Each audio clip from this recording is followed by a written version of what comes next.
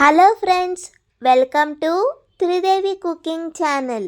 పండగలలో, శుభకార్యాల్లో మరియు ప్రత్యేక సందర్భాలలో భారతీయ సాంప్రదాయ వంటకాలలో ముఖ్యమైనది బెల్లం పరమాన్నం. ఈ బెల్లం పరమాన్నం రుచిలో తీయగా, ఆరోగ్యానికి మేలు చేసే పదార్థాలతో నిండి ఉంటుందండి. బెల్లం శరీరానికి ఎక్కువ శక్తిని అందిస్తుంది. ఈరోజు మనం ఈ మధురమైన బెల్లం పరమాన్నాన్ని ఎలా తయారు చేయాలో తెలుసుకుందామండి. స్టవ్ మీద కుక్కర్ని పెట్టుకోండి. 1 కప్పు బియ్యాన్ని తీసుకుని శుభ్రంగా 2 సార్లు కడుక్కొని ఇప్పుడు ఈ కుక్కర్లో 3 కప్పుల వరకు నీళ్లను వేసుకోండి. నీళ్లు వేసుకున్న తర్వాత శుభ్రంగా కడిగి ఉంచుకున్న బియ్యాన్ని కూడా వేసుకోండి. ఇప్పుడు కుక్కర్ మూత పెట్టుకొని 3 విజిల్స్ వరకు రానివ్వండి. కుక్కర్ విజిల్స్ వచ్చేలోపు 1 కప్పు వరకు బెల్లాన్ని తీసుకుని చిన్న చిన్న ముక్కలుగా తరుక్కుని ఒక గిన్నెలో వేసుకోండి.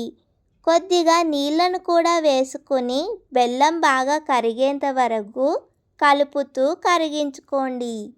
బెల్లం పూర్తిగా కరిగాక ఫిల్టర్ చేసుకుని ఉంచుకోండి. ఫిల్టర్ చేయడం వల్ల ఏదైనా మట్టుంటే పోతుందండి.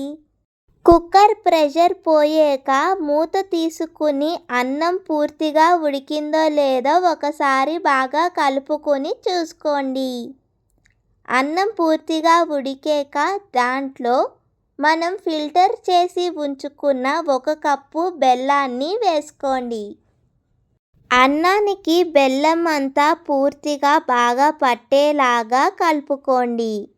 ఇప్పుడు ఒక 2 నుండి 3 నిమిషాల వరకు బాగా కలుపుకొని అన్నాన్ని ఒక పక్కకు ఉంచుకోండి.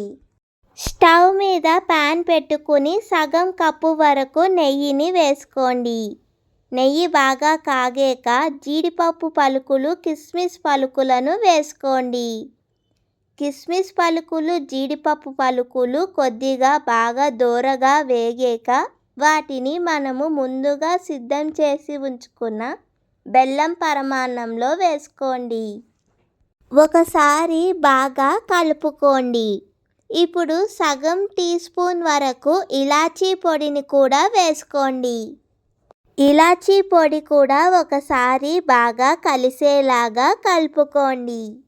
ఈ దేవి శరన్నవరాత్రులలో ఆ అమ్మవారికి ఎంతో ఇష్టమైన బెల్లం పరమాన్నం తప్పకుండా ప్రసాదం కింద తయారు చేసి పెట్టండి. మీకు ఈ రెసిపీ కనుక నచ్చితే లైక్ చేయండి, షేర్ చేయండి మరియు త్రిదేవి కుకింగ్ ఛానల్ని సబ్స్క్రైబ్ చేసుకోండి. పండగలప్పుడు చాలా సింపుల్గా మరియు ఈజీగా అయిపోయే ఈ బెల్లం పరమాన్నాన్ని ఎలా చేయాలో మీ ఫ్రెండ్స్ అండ్ ఫ్యామిలీ మెంబర్స్తో షేర్ చేసుకోండి.